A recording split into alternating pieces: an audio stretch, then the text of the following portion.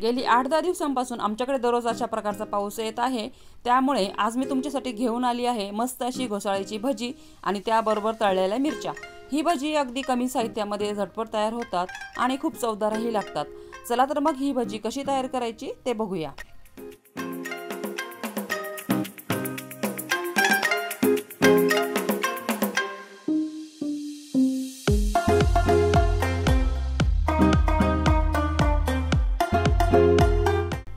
सगळ्यात अगोदर आपल्याला इथे 2 कप एवढं बेसन पीठ घ्यायचं आहे आणि त्यानंतर यामध्ये चवीनुसार मीठ घालायचं आहे आणि अगदी पाव चमचा एवढाच खाण्याचा सोडा घालायचा आहे आणि त्यानंतर चवीनुसारच यामध्ये लाल तिखट पावडरही घालायची आहे।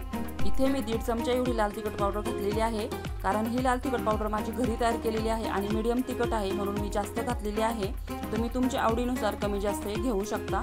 आता हे हाताने आपल्याला अगोदर मिक्स करून घ्यायचं आहे आणि त्यानंतर यामध्ये थोडे पाणी मिक्स करायचं आहे आणि याचे सेमी थिक असे बॅटर आपल्याला तयार करून घ्यायचे आहे।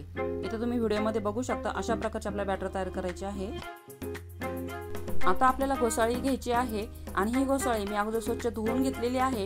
त्यानंतर याचा पुढचा आणि मागचं देठ आपल्याला कट करून टाकायचं आहे आणि याप्रमाणे स्लाइस करून घ्यायचे आहे। तर स्लाइस आपल्याला कॉइन असतं तर कॉइनपेक्षा थोडंसं जाडसर आपल्याला, हे बघा तुम्ही व्हिडिओमध्ये दाखवते त्याप्रमाणे आपल्याला याचे एवढ्या जाडीचे आपल्याला स्लाइस करून घ्यायचे आहे। अशा प्रकारे मी इथे जेवढी घोसाळीची भजी करायची आहे तेवढी घोसाळी कट करून घेतलेली आहे। त्यानंतर कढईमध्ये तेल तापायला ठेवलेले आहे आणि हे गरम झालेले तेल आपल्याला 2 चमचे या पिठामध्ये याप्रमाणे मिक्स करून घ्यायचं आहे आणि त्यानंतर कट केलेले घोसाळीचे स्लाइसेस याप्रमाणे आपल्याला या पातेल्यामध्ये टाकून घ्यायचे आहे।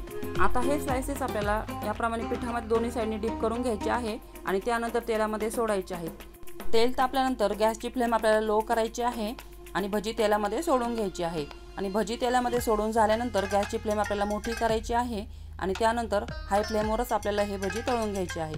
तर इथं तुम्ही बघू शकता एका साईडने थोडीशी गोल्डन कलर दिसायला लागल्यावर पलटी करून घ्यायची आहे। असं पलटी करत करत आपल्याला पूर्णपणे ही भजी तळून घ्यायची आहे। अशा प्रकारे आपली ही भजी तळून झालेली आहे। आता ही भजी मी ताटामध्ये काढून घेते आणि राहिलेली भजी देखील अशाच प्रकारे तळून घेते। भजी तळून झाल्यानंतर आता आपल्याला मिरच्या तळून घ्यायच्या आहेत। तर मिरच्याला मी इथे चीर देऊन घेतलेली आहे। तुम्ही 2 तुकडे करून घेऊ शकता किंवा चीर देऊन घेऊ शकता। त्यामुळे काय होतं की तेलामध्ये मिरच्या गेल्यानंतर फुटून आपल्या अंगावर उडत नाही, म्हणून ही काळजी घ्यायची आहे। आणि तळून झाल्यानंतर यावर लगेच आपल्याला मीठ टाकून घ्यायचं आहे। अशा प्रकारे आपली सर्व भजी तळून झालेली छान मस्तपैकी त्याच्याबरोबर खाण्यासाठी मिरच्या सुटलं की नाही मग तुमच्या पण तोंडाला पाणी, तर नक्की करून बघा आणि व्हिडिओ शेवटपर्यंत बघितल्याबद्दल सर्वांचे अगदी मनापासून धन्यवाद।